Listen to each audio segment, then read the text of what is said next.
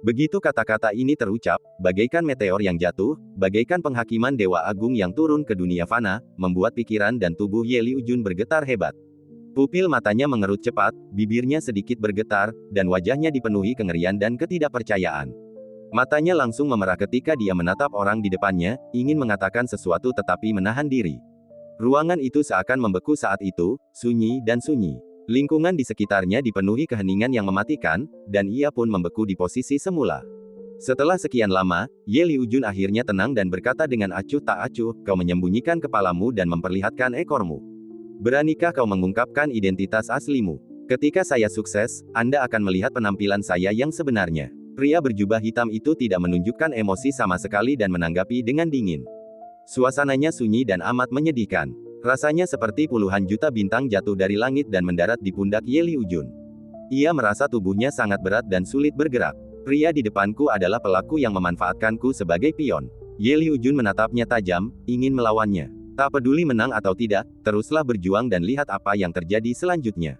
Paling buruk, kamu akan mati, yang lebih baik daripada tidak melakukan apa-apa. Namun, begitu Ye Liujun memikirkan hal ini, ia diperhatikan oleh pria berjubah hitam, yang membuat tubuhnya kaku. Belum lagi bergerak, ia bahkan kehilangan kemampuan paling dasar untuk bergerak. Tanpa perlindunganku, kau pasti sudah terkubur oleh waktu. Pria berjubah hitam itu berkata dengan dingin, seharusnya kau berterima kasih padaku, bukan membenciku. Pada zaman dahulu kala, Ye Liujun membuat lingkaran sihir ciptaannya sendiri, dengan harapan dapat bersembunyi dari mata para dewa dan menjalani kehidupan baru. Sayangnya, dia gagal. Namun, pria berjubah hitam telah mengamati dalam kegelapan, ingin melihat apakah metode Ye Liujun akan berguna. Meskipun Ye Liujun gagal, dia memberi pria berjubah hitam beberapa wawasan. Oleh karena itu, pria berjubah hitam itu mengambil tindakan untuk melindungi kehidupan Ye Liujun dan menguncinya di dunia kelahiran kembali, menjadikannya bidak catur penting dalam mengejar keabadian. Dalam kehidupan ini, saya diam-diam mengirim karya Ye Liujun ke dunia yang makmur untuk melihat apakah karya tersebut akan dinilai berdasarkan hukum dunia dan bagian mana yang perlu dimodifikasi. Sejauh ini, penampilan Ye Liujun cukup bagus, dan pria berjubah hitam itu sangat puas. Pria berjubah hitam ini tidak lain adalah Mu Changyan, yang bersembunyi di sisi lain. Tepatnya, tubuh kurus berjubah hitam ini adalah inkarnasi dari Mu Changyan. Datang ke dunia sebagai inkarnasi adalah, di satu sisi, untuk menguji keberhasilan rencana sendiri, dan di sisi lain, untuk melanjutkan ke langkah berikutnya. Jauh di dalam kehidupan setelah kematian, tersimpan rahasia besar yang tersembunyi. Demi melindungi rahasia ini, Mu Changyan menghabiskan banyak uang untuk membangun penghalang ini. Bahkan Zixi pun tak mampu membukanya dalam waktu singkat. Kekokohannya sungguh yang terkuat di dunia. Aku lebih baik menjadi tulang kering di kuburan daripada menjadi pion di tanganmu. Ye Liujun merasakan kekuatan belenggu yang melonjak dan terus melawan. Jika kau cukup kuat, kau bisa menyempurnakan apa yang kutinggalkan dalam dirimu dan menggunakannya untuk keuntunganmu sendiri. Alasan kau menjadi pion bukan karena aku, tapi karena dirimu. Saat mengatakan ini, Mu Changyan teringat pada seseorang. Orang yang sedang saya pikirkan adalah Kaisar Tai Wei. Berpikir kembali ke beberapa tahun yang lalu, Kaisar Tai Wei, yang hanya mengandalkan tubuh yang hancur dan sisa-sisa pikiran, berhasil membunuh Bian, dan mencuri secercah kesempatan untuk keabadian yang belum terpenuhi dari bawah hidung Mu Changyan. Dengan bantuan kesempatan ini, Kaisar Tai Wei dapat menjalani kehidupan baru. Yang lain mengikuti niat Mu Changyan untuk mencapai keabadian, menjadi boneka, dan tunduk padanya. Di sisi lain, Kaisar Tai Wei dengan kuat menghapus jejak pribadi Mu Changyan, dan tetap tidak terpengaruh. Meskipun Mu Changyan dan Kaisar Tai Wei adalah musuh, dia sangat mengaguminya di dalam hatinya dan sangat waspada terhadapnya. Jika aku cukup kuat, kau tidak akan bisa ikut campur. Ye Liujun tidak akan goyah oleh kata-kata Mu Changyan, katanya dengan suara dingin. Tanpa saya, Anda tidak akan bisa melihat kemakmuran hari ini. Mu Changyan berbicara terus terang. Ye Liujun tidak menyangkal hal ini dan tetap diam. Aku memberimu 100 tahun lagi untuk melihat apakah kau bisa lepas dari kurunganmu. Mu Changyan mengeluarkan ultimatum, kata-katanya mengandung rasa tertindas yang mencekik jiwa, jika kau gagal, kau akan benar-benar menjadi bidak catur. Setelah berkata demikian, Mu Changyan melangkah melewati Ye Liujun dan langsung menerobos penghalang. Ia perlahan-lahan masuk lebih dalam ke area terlarang, sosoknya kabur dan keberadaannya mustahil dilacak. Setelah Mu Changyan pergi, tekanan mengerikan pada Ye Liujun menghilang, dan dia mendapatkan kembali kemampuannya untuk bergerak, merasa agak gugup. Saya tidak menyangka bahwa saat saya menginjakkan kaki di dunia luar hari ini, saya akan bertemu dengan orang di balik perencanaan jalan panjang. Ye Liujun sedang dalam suasana hati yang buruk dan tidak bisa mengungkapkannya dengan kata-kata. 100 tahun. Jika ada cara lain, Ye Liujun tidak akan melangkah ke area terlarang. Belum lagi 100 tahun, bahkan 10.000 tahun pun, ia tidak akan mampu mematahkan belenggu di tubuhnya dengan kekuatannya sendiri. Mu Changyan dapat melihat bahwa Ye Liujun tidak memiliki kemampuan ini, jadi dia melakukan ini hanya untuk menggodanya. Selain itu, ada rencana lain. Jika Ye Liujun benar-benar mendapatkan kekayaan besar dan berhasil melepaskan diri dari belenggunya sendiri, maka ia bisa belajar sesuatu darinya. Mengapa tidak melakukannya? Aku terlalu lemah. Melihat kedalaman area terlarang, Ye Liujun bergumam. Meskipun ia menekan suatu era, ia masih jauh tertinggal dari eksistensi teratas pada masa itu. Tidak apa-apa, aku masih punya 100 tahun lagi untuk menjalani hidup tanpa beban. Ye Liujun segera menenangkan suasana hatinya yang gelisah dan melupakan masalah itu. Ketika saatnya tiba, ia tidak akan hanya menunggu dan menjadi boneka di tangan Mu Changyan. Mematahkan belenggu bukanlah sesuatu yang bisa ia lakukan, tetapi ia bisa memilih untuk duduk dan mati, yang bukanlah hal yang sulit. Lihatlah dari perspektif lain. Setidaknya saya pernah melihat era yang cemerlang ini. Pada titik ini, Ye Liujun tidak punya pilihan selain menarik kembali pandangannya, perlahan berbalik dan menuju keluar area terlarang, mengambil langkah sulit dengan hati yang sangat berat. Dia meninggalkan daerah terlarang dan tiba di galaksi makmur di perbatasan barat. Ye Liujun memandang pemandangan di sekelilingnya, tetapi dia tidak berminat untuk menghargainya. Perasaan kesepian yang tak terlukiskan, bagaikan jaring raksasa, menyelimuti Ye Liujun. Ia merasa terasing dari dunia ini dan tak tahu harus kemana. Awalnya, dia ingin pergi ke Jalan Zhenglu dan minum bersama Chen Qingyuan untuk merayakan pertemuan mereka di kehidupan ini. Setelah berubah pikiran, saya membatalkan rencana ini. Jangan membuatnya mendapat masalah. Bertemu dengan pria di balik layar hari ini, Ye Liujun merasa seperti sedang mengintip ke dalam jurang yang luas, tak berdasar, dan tak terduga.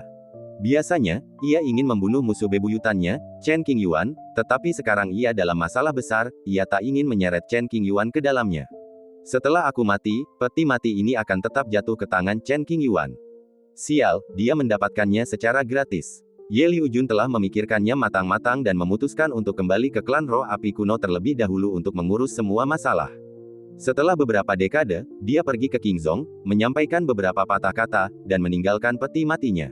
Setelah itu, carilah tempat yang berharga menurut Feng Shui dan buatlah persiapan yang baik sehingga Anda dapat melawan kekuatan belenggu di tubuh Anda dan dipaksa untuk duduk bermeditasi.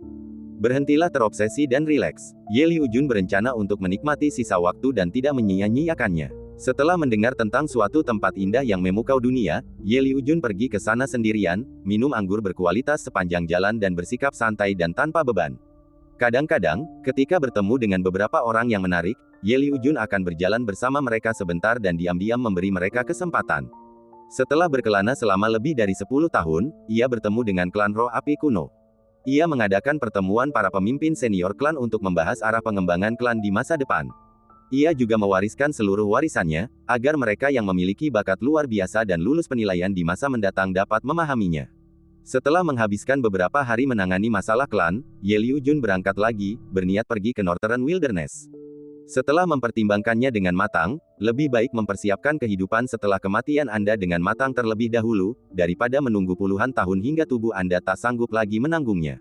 Akan terlambat jika Anda menundanya. Setelah beberapa hari, mereka tiba di galaksi Suanglian di alam liar utara. Sekte Qing berdiri gagah di wilayah makmur galaksi ini. Sekte ini sudah menjadi raksasa di alam semesta, dan prestise klan kuno abadi jauh lebih rendah daripadanya.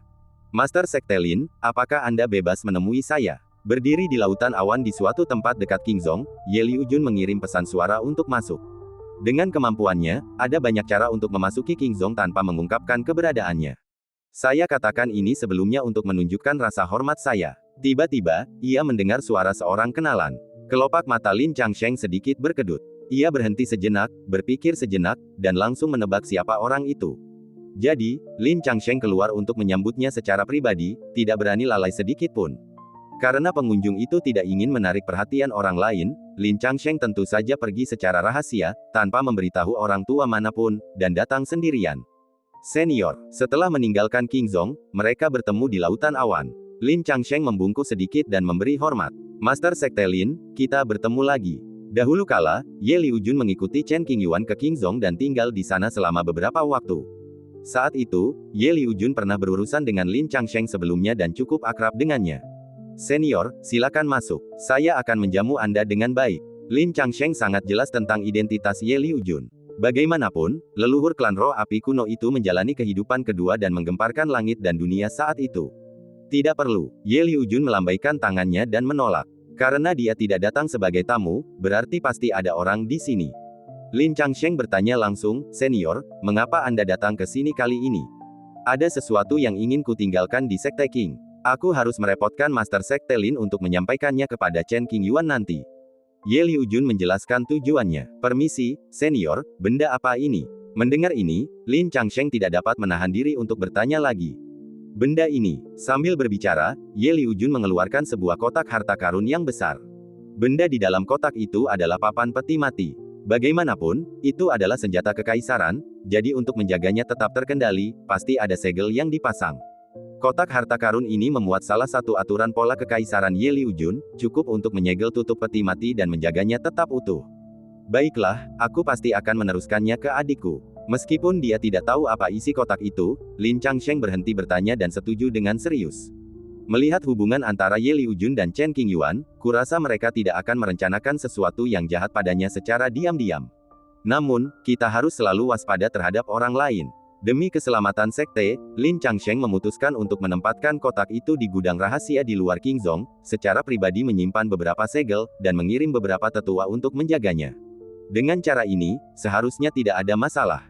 Sebagai pemimpin sekte, seseorang harus mempertimbangkan semua aspek, terutama sekte Qing, yang berkembang pesat dan perlu lebih berhati-hati. Terima kasih. Ye Liujun sangat mempercayai Lin Changsheng, jadi dia meninggalkan peti matinya di sini, mengucapkan terima kasih, dan memutuskan untuk pergi. Senior, apakah kamu tidak punya hal lain untuk dilakukan? Lin Changsheng menatap mata Ye Liujun yang dalam dan merasa sesuatu yang besar akan terjadi. Karena khawatir, ia bertanya. Tidak lagi. Begitu selesai berbicara, Ye Liujun berbalik dan berjalan pergi. Sosoknya segera tertutup awan tebal dan kabut, dan tak seorang pun tahu arah pastinya. Melihat kotak harta karun besar yang melayang di depannya, Lin Changsheng terdiam sejenak. Kemudian, ia menanggapinya dengan serius dan segera membuat pengaturan. Jauh dari Qingzhong, ia bepergian ke banyak tempat dengan pemandangan indah.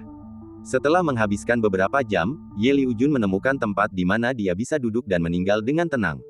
Ini tempat yang bagus untuk tidur lama. Ingin menyendiri tetapi tidak ingin melibatkan orang lain, Ye Liujun menemukan sebuah bintang yang baru saja melahirkan kehidupan, dengan pepohonan hijau subur dan sungai-sungai jernih. Dekrit, dengan jentikan lengan bajunya, ia menutup bintang itu, mencegah yang lain menjelajah atau masuk. Ye Liujun duduk bersila di tepi sungai yang deras, memandangi pasang surut air laut dan mengagumi hamparan rumput hijau. Hatinya luar biasa tenang. Ia bisa merasakan kekuatan belenggu itu semakin kuat, dan jiwa serta raganya terjerat. Keinginan untuk bebas dengan kemampuan pribadi hanyalah angan-angan. Ada masalah inti. Ye Liujun mampu bertahan hingga saat ini, semua bergantung pada sajak umur panjang yang belum lengkap dari pihak lawan. Gumpalan sajak dao ini menjadi sumber vitalitas Ye Liujun, tetapi juga berubah menjadi belenggu. Dalam keadaan normal, memotong belenggu berarti memotong vitalitas diri sendiri. Sayang sekali aku tidak bisa melihat keanggunan Chen Qingyuan naik tahta. Ye Liujun tidak dapat membayangkan betapa kuatnya Chen Qingyuan saat ia mencapai tingkat kaisar agung dengan bakatnya yang mengerikan. Yah, setidaknya aku bisa melihat malam menjelang era gemilang itu, jadi ini tidak dihitung sebagai perjalanan. Awalnya, Ye Liujun ingin Chen Qingyuan membantunya, tetapi ketika dia melihat orang di balik layar, dia langsung mengurungkan niatnya dan berhenti mencoba. Sudah waktunya untuk mengakhiri hidup ini. Setelah mengatakan ini, untaian hukum kekaisaran yang tak terhitung jumlahnya menyebar dari tubuh Ye Liujun, menyelimuti bintang dan secara bertahap membentuk susunan sihir. Ia memutuskan untuk mengerahkan segenap kekuatannya untuk memutuskan belenggu di dalam tubuhnya. Tindakan ini juga akan mengakibatkan terputusnya vitalitasnya sendiri. Lebih jauh lagi, untuk menghindari menjadi boneka setelah kematian, tanda-tanda khusus harus ditinggalkan pada tubuh. Ketika vitalitasnya hilang, tubuh akan lenyap dan menyatu dengan langit berbintang, tidak dapat dibentuk kembali. Orang di seberang mungkin tidak menyangka Ye Liujun begitu ekstrim, tidak mampu melepaskan belenggu dan malah menghancurkan dirinya sendiri. Jika dia tahu sebelumnya, dia pasti tidak akan memberi Ye Liujun waktu 100 kali lipat dan akan langsung menggunakan berbagai cara untuk mengendalikannya. Buktikan jalan menuju surga ke-9. Chen Qingyuan menyerap sejumlah besar energi spiritual murni, dan aura di tubuhnya telah berubah. Tekanan kuat menyembur keluar dari tubuhnya, menembus setiap inci ruang di dojo. Kekuatan hukum di dojo sangat kuat, dan dapat dikembalikan ke keadaan semula dalam waktu yang sangat singkat setelah rusak. Ledakan, energi spiritual surga ke-9 sangat kaya, ditambah dengan susunan pengumpul roh tingkat atas yang didirikan oleh Chen Qingyuan, ia terus berlatih dan akhirnya membuat kemajuan yang signifikan hari ini. Langkah ke-7 Jembatan Ilahi, tahap tengah. Setelah bertahun-tahun berlatih, jika jumlah energi spiritual yang diserap diperkirakan berdasarkan batu spiritual, itu akan menjadi angka astronomi. Semakin jauh Anda melangkah, semakin banyak energi spiritual yang dibutuhkan tubuh reinkarnasi.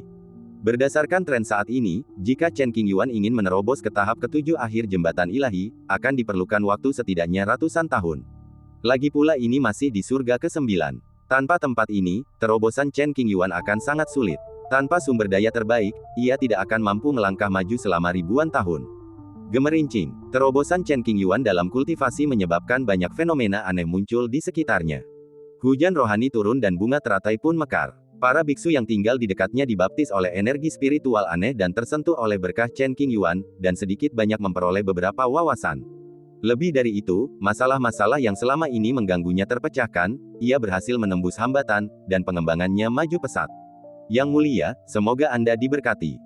Semua orang bersorak, dan rasa hormat mereka terhadap Chen Qingyuan mencapai tingkat baru. Setelah kejadian ini tersebar, para pendeta yang baru saja pergi akan menyesal karena telah melewatkan kesempatan ini dan akan memukul dada serta menghentakkan kaki. Di arena, Chen Qingyuan untuk sementara berhenti menyerap energi spiritual. Ia berusaha menstabilkan wilayahnya secepat mungkin dan tidak meninggalkan bahaya tersembunyi. Po berencana untuk terus berlatih, tetapi perasaan gelisah muncul di hatinya. Dia mengerutkan kening sambil berpikir dan bergumam, mengapa aku begitu gelisah? Pada level Chen Qingyuan, seseorang tidak akan merasa gelisah tanpa sebab. Kemungkinan besar, seseorang yang dekat dengannya sedang mengalami kesulitan, dan ia merasakannya. Ayo keluar dan lihat. Merasa gelisah, Chen Qingyuan merasa sulit untuk melanjutkan latihannya. Setelah banyak pertimbangan, ia memutuskan untuk keluar dari pengasingannya, mencari sumber kegelisahan batinnya, dan menyelesaikan masalahnya. Begitu keputusan dibuat, segera bertindak. Huff. Chen Qingyuan mengangkat tangannya dan menghapus riak hukum di sekelilingnya. Mengenakan jubah, berdiri di kehampaan. Dengan satu langkah kaki kirinya, ia melangkah keluar dari kehampaan dan tiba di luar penghalang lapangan. Ia menyembunyikan sosok dan auranya, tak ingin diperhatikan orang lain. Suara mendesing, menyeberangi lautan kabut dan bergegas menuju dunia luar. Sepanjang perjalanan, Chen Qingyuan mencoba mencari petunjuk. Namun, ia kurang mahir dalam metode deduksi. Setelah berkali-kali mencoba, ia tidak menemukan apapun dan akhirnya menyerah. Saat dia turun ke surga ke-6, Chen Qingyuan bertemu seseorang. Chen Qingyuan cukup terkejut saat merasakan aura orang ini. Mengikuti jejak fluktuasi napas ini, saya menemukan lokasi orang tersebut. Bintang tertentu, lembah yang tenang. Ada sebuah kolam kuno dengan air jernih di lembah, dan sebuah paviliun berdiri di sampingnya. Ada seorang pria duduk di paviliun, mengenakan jubah biru langit, dengan wajah penuh janggut tipis. Ia memegang labu anggur dan sesekali menyesapnya. Ia tampak riang dan nyaman, membuat iri orang lain. Orang ini adalah Ouyang Che, seorang pendekar pedang ulung yang lahir di awal zaman kuno. Ada botol giok di atas meja, yang merupakan tempat berlindungnya Medicine Lady. Keduanya mengobrol dan menikmati hidup. Ketika Chen Qingyuan tiba di lembah ini, mereka berdua segera menyadari sesuatu. Seorang teman lama telah tiba. Ouyang Che menunjukkan ekspresi bahagia dan menantikan pertemuan berikutnya. Selama hari-hari ini, Ouyang Che membawa Yao Gu ke banyak tempat, memenuhi keinginannya yang belum pernah sempat ia penuhi sebelumnya, dan merasa terpenuhi di hatinya. Kemudian, keduanya memutuskan untuk memulai perjalanan pencerahan. Tujuannya bukan untuk membuktikan klaimnya atas tahta, tetapi untuk melihat seperti apa rumor mengenai jalan menuju menjadi kaisar. Di masa-masa awal zaman kuno, tak ada jalan ke depan. Dalam mengejar kebesaran, banyak harga yang harus dibayar, tetapi tetap saja berakhir dengan kegagalan. Sekarang karena ada kesempatan ini, tentu saja saya harus datang dan melihatnya. Rasanya seperti mengakhiri kekhawatiran dan tidak meninggalkan penyesalan dalam hidup. Selain itu, saya dengar Chen Qingyuan ada di Jalan Zhengyu. Mungkin saya bisa bertemu dengannya secara kebetulan dan mengucapkan terima kasih secara langsung.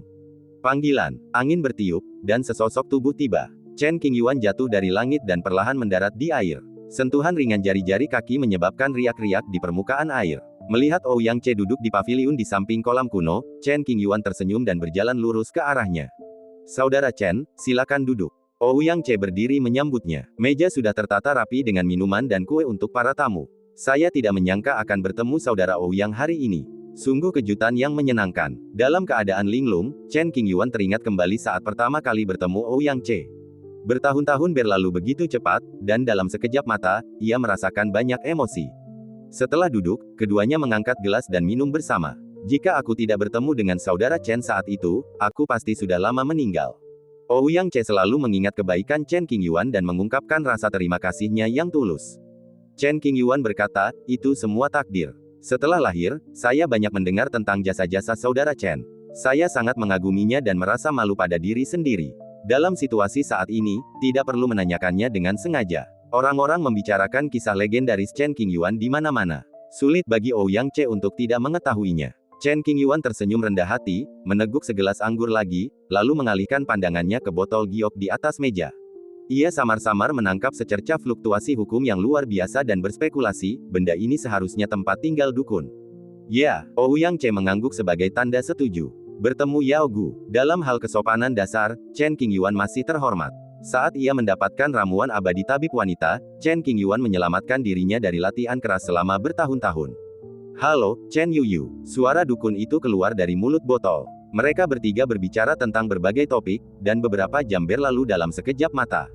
Kudengar saudara Chen sedang bertapa di surga ke-9 untuk mengembangkan kultivasinya. Bagaimana mungkin kita bertemu di sini? Setelah mengobrol, Ouyang Che mengajukan pertanyaan. Saya merasa tidak enak, jadi saya keluar untuk memeriksa. Chen Qingyuan menjelaskan alasannya. Oh. Ouyang Che terkejut sesaat, wajahnya serius selama beberapa detik, lalu ia menawarkan diri, kalau saudara Chen berkenan, beritahu aku ya. Jangan khawatir, jika kamu butuh sesuatu, aku tidak akan bersikap sopan padamu. Chen Qingyuan berkata dengan sungguh-sungguh. Itu saja. Ouyang Che mengangkat sudut mulutnya, sangat senang membantu Chen Qingyuan memecahkan masalah. Asumsinya adalah Ouyang Che memiliki kemampuan untuk menyelesaikannya. Jika tidak, masalahnya hanya akan semakin rumit. Meskipun aku sangat ingin tinggal bersama saudara Ouyang lebih lama, aku punya sesuatu untuk dilakukan dan aku akan mengucapkan selamat tinggal sekarang. Setelah 3 putaran minuman, Chen Qingyuan menyatakan niatnya untuk pergi. Del, Ouyang Che mencoba membujuknya untuk tetap tinggal. Ada apa? Chen Qingyuan belum berdiri, tetapi raut keraguan muncul di wajahnya dan dia menanyakan alasannya. Kita belum pernah bertanding sebelumnya, Ouyang Che menjelaskan niatnya. Senyum di wajahnya perlahan memudar, ekspresinya serius dan tatapannya tajam. Bagaimana kalau kita manfaatkan kesempatan ini untuk bertanding-tanding, oke? Chen Qingyuan dan Ouyang Che saling berpandangan dalam-dalam, dan melihat semangat juang di mata masing-masing. Suasana di dalam paviliun kuno itu sangatlah sunyi. Tanpa terlihat, kedua hukum yang menakutkan itu saling menguji dan berbenturan secara diam-diam. Bagus. Setelah terdiam sejenak, Chen Qingyuan setuju. Kedua lelaki itu duduk bersandar satu sama lain, tatapan mereka tajam, bertarung dengan kesadaran spiritual mereka, menyebabkan kekosongan di sekitarnya hancur. Ledakan. Setelah beberapa tarikan napas, meja itu meledak dan berubah menjadi bubuk. Kedua pria itu berdiri pada saat yang sama, melepaskan tekanan mengerikan yang cukup untuk menjungkirbalikkan planet. Tepi danau di lembah itu diselimuti kabut. Chen Qingyuan dan Ouyang Che melepaskan ego mereka, memperlihatkan tekanan masing-masing, yang memengaruhi tatanan dunia ini. Langit dan bumi berubah warna, gunung dan sungai berguncang. Suara mendesing. Dalam sekejap mata, keduanya menghilang dari paviliun kuno dan berdiri di lautan awan, saling berhadapan dari jauh. Dentang. Dahulu kala, Ouyang Che bermimpi menantang Chen Qingyuan berduel untuk melihat seberapa kuat dewa perang legendaris ini. Dengan satu pikiran, ia membentuk pedang sepanjang 3 kaki menggunakan energi spiritualnya sebagai panduan. Ketika teman-teman bersaing satu sama lain, tidak perlu menggunakan pedang natal. Energi spiritual berubah menjadi pedang dan pertarungan berlanjut hingga poin tercapai. Memegang pedang transparan setinggi 3 kaki ini, Ouyang Che tampaknya mengendalikan dunia ini, melampaui semua makhluk hidup dan penuh dominasi. Zeng, Chen Qingyuan tidak mengeluarkan senjata tersembunyinya. Sebaliknya, ia menggunakan beberapa helai energi spiritual yang melayang di sekitarnya untuk membentuk tombak panjang. Ia memegangnya erat-erat di tangan kanannya, dengan ujung tombak mengarah ke bawah. Saudara Chen, tolong. Ouyang Che sudah lama menantikan hari ini. Ia tampak bahagia dan berteriak heroik. Tolong. Chen Qingyuan menjawab dengan keras. Keduanya tampak selaras, tanpa banyak bicara, mereka memiliki pemahaman diam-diam dan bergegas satu sama lain hampir di saat yang bersamaan. Desir. Sosok Ouyang Che anggun dan kecepatannya begitu cepat sehingga sulit untuk menangkapnya, seperti burung bangau yang terbang di lautan awan. Pedang setinggi 3 kaki di tangannya mengumpulkan lusinan bunga es, dan hawa dingin yang ekstrim seolah berasal dari dunia bawah. Jika orang biasa tersentuh sedikit saja, ia akan langsung membeku dan vitalitasnya akan langsung layu. Sambil memegang pedang di tangan, dia membunuh Chen Qingyuan dari kejauhan. Seketika, Chen Qingyuan mencium sedikit bahaya, tetapi ia tidak mundur untuk menghindarinya, melainkan menghadapinya secara langsung. Dia mencengkeram tombak itu erat-erat dengan kedua tangan dan mengayunkannya ke depan dengan kekuatan yang tak terhentikan. Kemanapun ujung pistol itu lewat, semuanya hancur berkeping-keping. Sisi langit ini terbagi menjadi dua. Ruang itu bergetar, dan terdengar samar-samar suara tembakan. Saat keduanya bertabrakan, gemuruhnya bergema hingga ribuan mil. Kekuatan sisa menyebar ke segala arah, menimbulkan gelombang dahsyat, langit runtuh, bumi runtuh, dan segalanya menjadi gelap. Ouyang Che mengayunkan pedang ajaib di tangannya dengan gerakan halus. Ribuan niat pedang mengelilingi tubuhnya, seperti aliran sungai yang gemericik, membentang tanpa akhir. Setiap kali dia mengayunkan pedangnya, Chen Qingyuan akan menangkisnya dengan senjatanya. Awalnya, keduanya menjaga jarak tertentu, bertarung dengan penuh tekad. Kemudian, mereka terlibat dalam pertarungan jarak dekat, tombak dan pedang beradu dengan momentum yang dahsyat. Untungnya, mereka berdua hanya sedang berlatih tanding, kalau tidak, suara itu pasti 100 kali lebih mengerikan daripada yang terjadi sekarang. Planet tempat mereka berada sudah hancur berkeping-keping. Setelah lebih dari 10 ronde, Chen Qingyuan memutuskan untuk lebih serius dan membuat keputusan cepat untuk menghemat waktu. Zeng, dia dengan lembut menggoyangkan tombak di tangannya, dan ratusan ribu sinar perak menyembur keluar dari ujung tombak, mengandung kekuatan luar biasa, seolah-olah dapat menghancurkan dunia. Cahaya perak dari ujung tombak berputar-putar di udara, lalu menerjang ke arah Ouyang Che. Begitu kuatnya sehingga membanjiri daerah itu bagaikan bima sakti yang mengguyur. Ouyang Che tetap tenang, sama sekali tidak panik. Ia mengayunkan pedangnya yang setinggi 3 kaki, menghancurkan tombak-tombak perak yang tak terhitung jumlahnya yang datang ke arahnya. Dor, dor, suaranya seperti guntur dan sangat keras. Langit dan bumi berguncang, seakan-akan dunia akan kiamat. Tiba-tiba, Chen Qingyuan berubah menjadi ratusan sosok dalam sekejap, menyerang dari arah yang tidak diketahui. Untuk sesaat, Ouyang Che tidak bisa membedakan mana yang asli dan mana yang palsu. Oleh karena itu, ia mengeluarkan kekuatan pedang yang bahkan lebih mengerikan, dan sebuah teratai es muncul di bawah kakinya, mengumpulkan aura pedang tajam yang tak terhitung jumlahnya. Swosh, swosh, swosh. Niat pedang itu bagai hujan, menyapu ke segala arah. Ouyang Che mengalahkan semua serangan Chen Qingyuan. Ratusan hantu secara alami kembali ke ketiadaan. Chen Qingyuan berhenti sejenak, sambil memegang pistolnya. Ouyang Che berdiri di diagram dao teratai es yang besar, dengan rambut yang tergerai dan keanggunan yang tak tertandingi. Saudara Chen, ini bukan kisahmu yang sebenarnya. Ouyang Che berteriak ke depan, jangan khawatirkan wajahku. Tunjukkan kemampuanmu yang sebenarnya. Kau tidak menghormatiku dengan menyembunyikan kemampuanmu. Mendengar ini, mata Chen Qingyuan sedikit berubah. Oke, karena Anda berkata demikian, tentu saya akan berusaha sekuat tenaga memenuhi permintaan Anda. Saudara Ouyang, kamu harus melakukan gerakan ini. Saat dia berbicara, mata Chen Qingyuan menjadi sangat dalam, seolah-olah terhubung dengan dunia kematian, dan auranya juga berubah, benar-benar berbeda dari sebelumnya. Tombak panjang yang dipegangnya ditutupi dengan lapisan pola misterius. Segera setelah itu, Chen Qingyuan mengambil tindakan. Di permukaan, itu tampak seperti serangan tombak biasa. Kembali ke keadaan semula, berisi teknik tombak terhebat di dunia. Ledakan. Ujung pistol itu memancarkan cahaya dingin, menembus kekosongan di depannya. 10.000 pedang bersatu menjadi satu, perintah. Begitu Ouyang Che selesai berbicara, sinar pedang yang melayang di dunia ini semuanya berkumpul pada saat ini dan mengembun menjadi pedang besar. Kemudian, Ouyang Che mengendalikan pedang raksasa itu, mengerahkan seluruh kekuatan spiritualnya, dan berencana untuk melawan Chen Qingyuan secara langsung. Kekuatan senjata itu menciptakan gelombang besar, yang melaju ke depan dengan momentum besar. Saat berhadapan dengan pedang raksasa yang diayunkan Ouyang Che, kekuatan tombak itu masih belum terbendung, dan tidak dapat dihentikan serta tidak dapat dihentikan. Ledakan. Terdengar suara keras, dan setelah beberapa saat tidak ada pergerakan, pedang raksasa itu tiba-tiba hancur berkeping-keping. Bahkan setelah menembus pedang raksasa itu, kekuatan tombak itu tidak melemah, dan terus menerjang maju hingga kekuatannya hilang sepenuhnya. Ilmu pedang Ouyang Che patah, wajahnya membeku, dan dia dengan cepat mundur ke belakang, menciptakan ratusan penghalang di depannya dengan kecepatan tercepat. Pada saat yang sama, ribuan pedang terkondensasi. Memanggil. Ouyang Che mengayunkan jari-jarinya, mengerahkan ribuan sinar pedang untuk menghadapi tombak yang menusuk di depannya. Dor, dor, dor. Dalam sekejap, tombak itu menembus penghalang pelindung yang didirikan Ouyang Che dan memadamkan sinar pedang yang tak terhitung jumlahnya yang bergulung-gulung masuk. Pada saat ini, Ouyang Che merasakan adanya bahaya yang kuat, hatinya menegang, dan pedang kehidupan meninggalkan tubuhnya dengan sendirinya.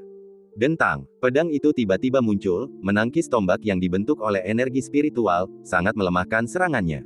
Selain itu, menyadari bahwa tuannya sedang dalam kesulitan, labu anggur yang tergantung di pinggangnya membesar dan menangkisnya, memuntahkan kekuatan senjata yang sangat mengerikan. Meski begitu, kekuatan senjata itu tidak melemah dan masih perlahan mendekat. Wow, setelah pertempuran, Chen Qingyuan melambaikan tangannya dengan ringan untuk memusnahkan kekuatan senjata itu, dan situasi kembali tenang. Masing-masing dari mereka menggunakan energi spiritual sebagai senjata untuk berdiskusi dan berdebat. Ouyang Che tidak tahan dengan tekanan itu dan memerintahkan prajurit Tao untuk melindunginya. Jelaslah siapa yang akan menang dan siapa yang akan kalah. Meninggalkan. Setelah kompetisi berakhir, Chen Qingyuan tersenyum, perlahan berbalik dan mengucapkan selamat tinggal. Menyaksikan sosok Chen Qingyuan perlahan menghilang, Ouyang Che masih ketakutan. Sejujurnya, setelah serangan Chen Qingyuan tadi, ia telah menanggung banyak tekanan psikologis dan hampir kehilangan ketenangannya. Bahkan jika prajurit Tao kelahirannya tidak mengambil inisiatif untuk melindunginya, Ouyang Che akan membangunkan mereka atau menggunakan metode penyelamatan nyawa lainnya. Orang ini masih punya banyak trik. Ouyang Che berkata dengan tegas dengan ekspresi yang rumit. Memanggil, sebuah botol giok melayang dari bawah. Kekuatannya jauh melampaui imajinasiku. Suara medisin lady keluar dari botol, nadanya serius dan penuh kejutan. Dia pasti berusaha menyelamatkan mukaku dengan bertarung puluhan ronde. Tidak, aku kalah paling lama 3 ronde. Ouyang Che tersenyum pahit. Yao Gu tetap diam karena dia tahu apa yang dikatakan Ouyang Che adalah benar. Oh, Ouyang Che mendesah, pikirannya menjadi rumit. Ouyang Che telah pulih ke tingkat ke-9 alam jembatan ilahi dan awalnya berniat untuk menekan kultivasinya dan melawan Chen Qingyuan di tingkat yang sama. Namun, ia belum melakukannya, karena jika tidak, situasinya akan semakin buruk. Ini waktunya. Yao Gu tahu betul betapa kuatnya Ouyang Che, yang telah mencapai puncak ilmu pedang. Bahkan dengan keunggulan kultivasinya, ia tetap kalah dari Chen Qingyuan. Chen Qingyuan tampak bingung dan terdiam. Tapi dia bukan musuh kita. Ouyang Che berpikir ke arah Tu. Ya, Yao Gu merasa lega. Awalnya, Yao Gu ingin membantu Ouyang Che memperjuangkan tahta kehidupan ini, tetapi sekarang tampaknya hal itu pada dasarnya mustahil. Untungnya, Ouyang Che telah memikirkannya matang-matang dan tidak lagi menghargai tahta seperti di kehidupan sebelumnya. Ia benar-benar merelakan dan menikmati hidupnya. Di sini kacau, ayo kita pergi ke tempat lain. Ouyang Che dengan lembut menggenggam botol giok itu dengan satu tangan, seolah-olah sedang menggenggam tangan dukun, dan memegang labu anggur dengan tangan yang lain untuk meminumnya. Berkendara di atas awan, bebas dan mudah. Setelah mengucapkan selamat tinggal kepada teman lamanya, Chen Qingyuan menuju dunia luar. Dia mendapat firasat bahwa seseorang yang dekat dengannya pasti sedang dalam kesulitan. Siapa sebenarnya orang itu masih belum diketahui. Namun, Chen Qingyuan telah membuat daftar dalam pikirannya dan menghilangkannya satu per satu. Ayo kita ke sana dulu. Awalnya saya berpikir untuk mencari Nangmong Ge atau Situlin dan meminta mereka menyimpulkan jawabannya, tetapi mereka telah mendengar tentang Jalan Kuno Ecu beberapa waktu lalu dan telah pergi mengasingkan diri di suatu tempat, jadi saya tidak tahu di mana mereka berada. Oleh karena itu, Chen Qingyuan hanya bisa menyelidikinya secara perlahan. Jika keselamatan orang-orang terdekat Anda tidak terjamin, Anda akan merasa tidak tenang.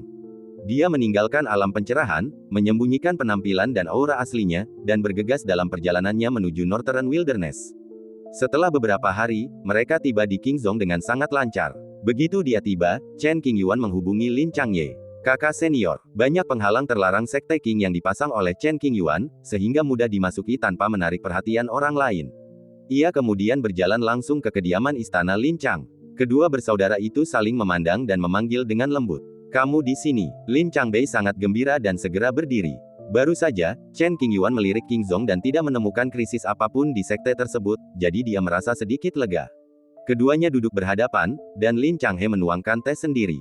Kegembiraan di wajahnya perlahan memudar, dan ia berkata dengan sungguh-sungguh, kau kembali tiba-tiba, jadi kau pasti punya sesuatu untuk diminta. Apakah ada aktivitas yang tidak biasa di sekte tersebut akhir-akhir ini? Chen Qingyuan bertanya. Beberapa dekade yang lalu, leluhur klan Kekaisaran Lin Qian datang untuk meminta maaf. Lin Changhe menjelaskan kejadian itu secara rinci.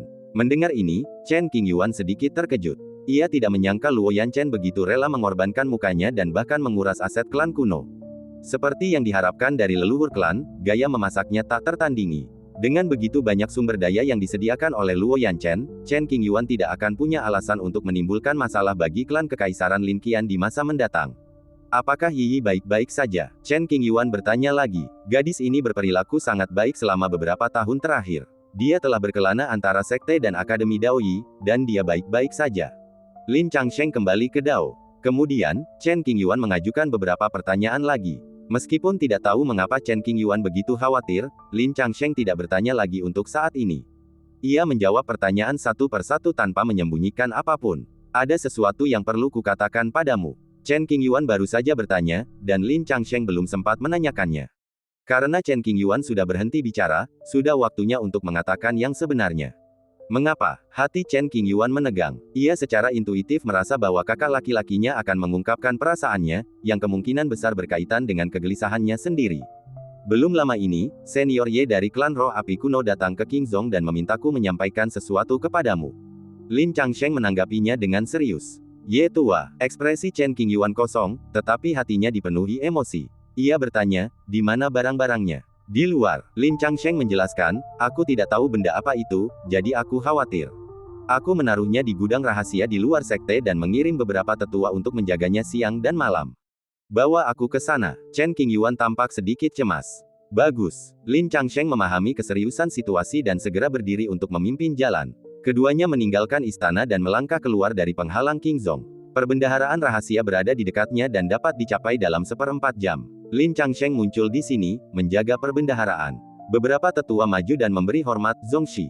Buka pintunya. Lin Changsheng lahir. Ya, setelah memastikan identitas ketua klan dan bahwa dia bukan penipu, para tetua mendengarkannya, mencabut pembatasan pada perbendaharaan, dan minggir.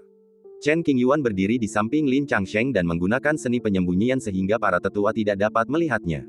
Melangkah langsung ke gudang sekte, Lin Changsheng membawa Chen Qingyuan ke bagian terdalam.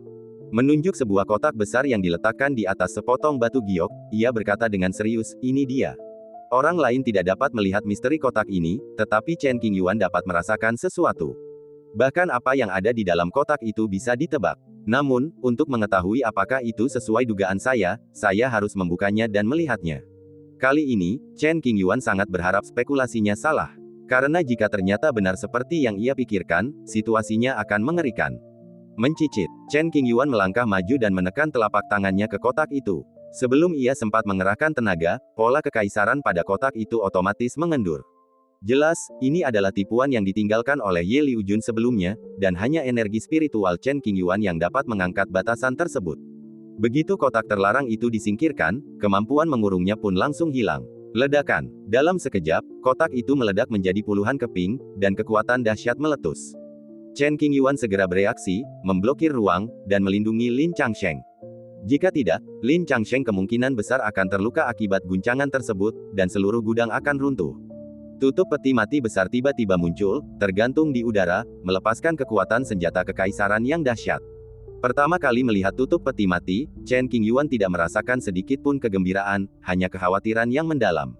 Alisnya berkerut, dan rasa gelisahnya semakin kuat. Dulu aku sering bermimpi tentang peti mati, tapi sekarang peti itu sudah ada di tanganku, aku tidak merasakan kegembiraan sedikit pun. Berdengung, tutup peti mati pernah memasuki area terlarang Jinsui bersama Chen Qingyuan, dan mereka pernah menggigit tangan satu sama lain sebelumnya, jadi mereka sangat akrab satu sama lain dan mulai menggigit satu sama lain. Melalui narasi tutup peti mati, Chen Qingyuan mengetahui keseluruhan cerita. Saya mengetahui bahwa Ye Liujun pergi ke alam baka dan bertemu orang di balik layar. Tali di dalam hati Chen Qingyuan bergetar hebat, jantungnya tiba-tiba berhenti, dan pupil matanya membesar dengan cepat. Bibirnya terbuka, seolah hendak berbicara. Kemudian, terdengar bahwa Ye Liujun kembali ke klan Huoling kuno dan membuat pengaturan yang jelas untuk urusannya setelah kematiannya.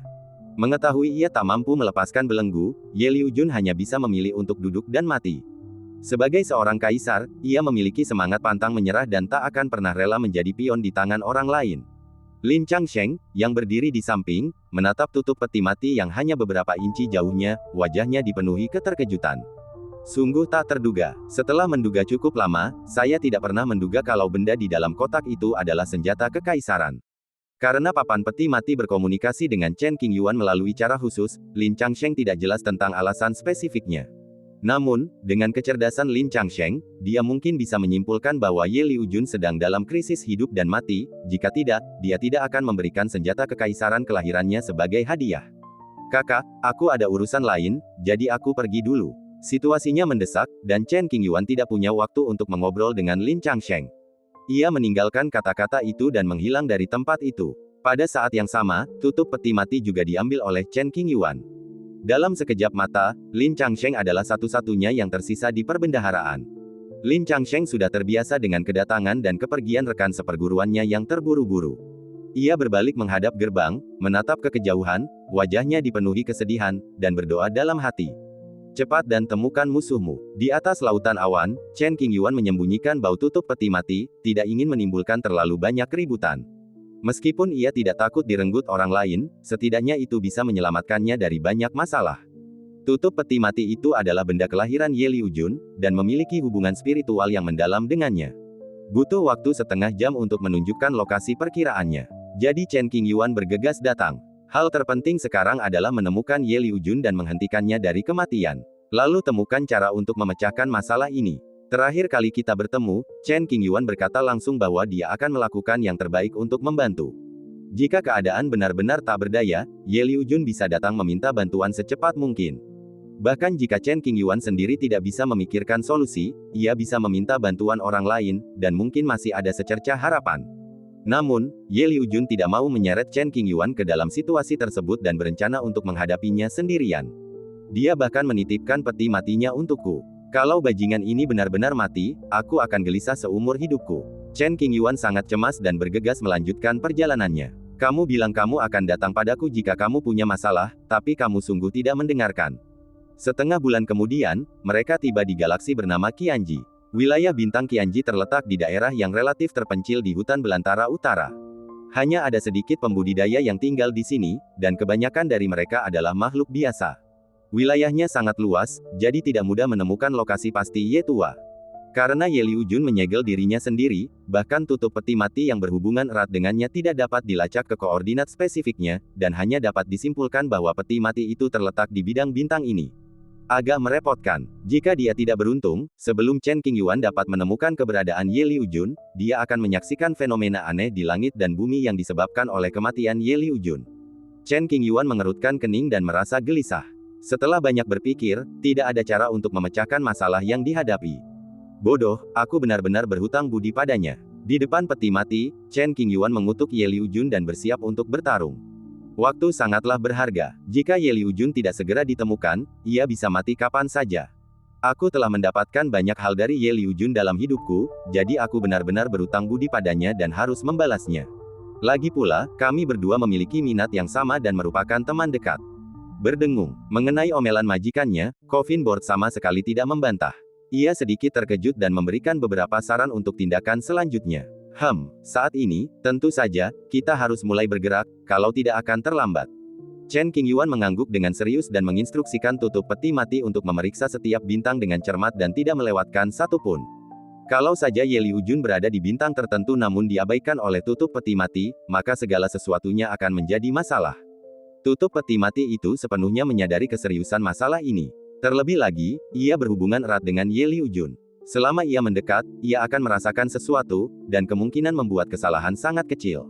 Kamu urus bagian itu, dan aku urus sisanya, kata Chen Qingyuan. Dewan Peti Mati tidak keberatan sama sekali dan mengikuti instruksi Chen Qingyuan dan segera melakukannya. Karena kami harus mengerahkan segenap tenaga untuk menemukan lokasi pasti Ye Liujun, kami tidak dapat lagi menyembunyikan napas kami mulai saat ini, karena ini akan menimbulkan sensasi hebat. Kapan? Tutup peti mati itu menyingkirkan segel hukum yang menutupi permukaannya, dan kekuatan dahsyat sang kaisar melonjak ke segala arah, memengaruhi aturan dan ketertiban bintang-bintang yang tak terhitung jumlahnya dan mengejutkan miliaran orang. Betapa mengerikannya tekanan itu. Dari mana asalnya? Apa yang sedang terjadi? Coba periksa. Pasti ada orang penting yang lewat di sini. Kita harus tetap di sini dengan tenang dan jangan keluar. Kalau kita menyinggung perasaannya, kita akan dihabisi. Wilayah bintang Qianji terletak di daerah terpencil, dan orang-orang terkuat di sini hanyalah beberapa biksu hebat yang baru saja memasuki jembatan ilahi. Mereka mungkin bertindak arogan di tanah tandus, tetapi mereka tidak dapat menimbulkan banyak masalah di daerah makmur. Pola tutup peti mati yang dipenuhi bintang demi bintang, memastikan tidak ada yang terlewat. Baru setelah itu, dugaan itu dikesampingkan dan pencarian dilanjutkan. Semua orang ketakutan, tidak tahu hal besar apa yang telah terjadi. Makhluk biasa yang tak terhitung jumlahnya bersujud, mengira itu adalah murka Tuhan, dan berdoa terus-menerus, memohon pengampunan. Tutup peti mati meminimalkan dampak sebanyak mungkin, memungkinkan makhluk dari semua ras memiliki kekuatan untuk mengatasi tekanan ini. Apa-apaan itu? Hanya beberapa biksu yang melihat sekilas gambaran samar. Mereka hanya melihat gumpalan hitam dari sesuatu yang melepaskan tekanan yang sangat dahsyat, yang sangat menakutkan. Chen Qingyuan, yang berada di langit berbintang, mengangkat tangan kirinya dan memeras beberapa tetes darah dari jari telunjuknya. Ia menggunakan teknik rahasia dan, menggunakan beberapa tetes darah berharga ini sebagai panduan, menciptakan 10 tubuh, semuanya dengan bentuk dan penampilan yang persis sama. Meskipun tubuh-tubuh ini tidak memiliki kekuatan tempur yang kuat, mereka terhubung dengan pikiran Master Chen Qingyuan, yang cukup untuk memperluas jangkauan pencarian dan sangat menghemat waktu. Suara mendesing. Chen Qingyuan melakukan banyak tugas sekaligus, mengendalikan setiap tubuh dan bergerak ke berbagai arah. Untungnya, Chen Qingyuan relatif terkendali, dan gangguan yang ditimbulkannya jauh lebih ringan daripada insiden serius. Suatu bidang bintang yang besar berisi sedikitnya puluhan juta bintang. Selain banyaknya bintang, kita tidak dapat mengabaikan luasnya langit berbintang. Gerakan ini seperti mencari jarum dalam tumpukan jerami. Meskipun mengetahui hal ini, Chen Qingyuan masih berpegang pada harapan, tidak menyerah, dan terus mencari. Selama tidak ada fenomena aneh kaisar yang duduk di singgasana di bidang bintang ini, semuanya akan tetap tepat waktu. Si tua Ye, si bajingan itu, benar-benar pandai menyembunyikan sesuatu. Chen Qingyuan mengumpat sambil mencari.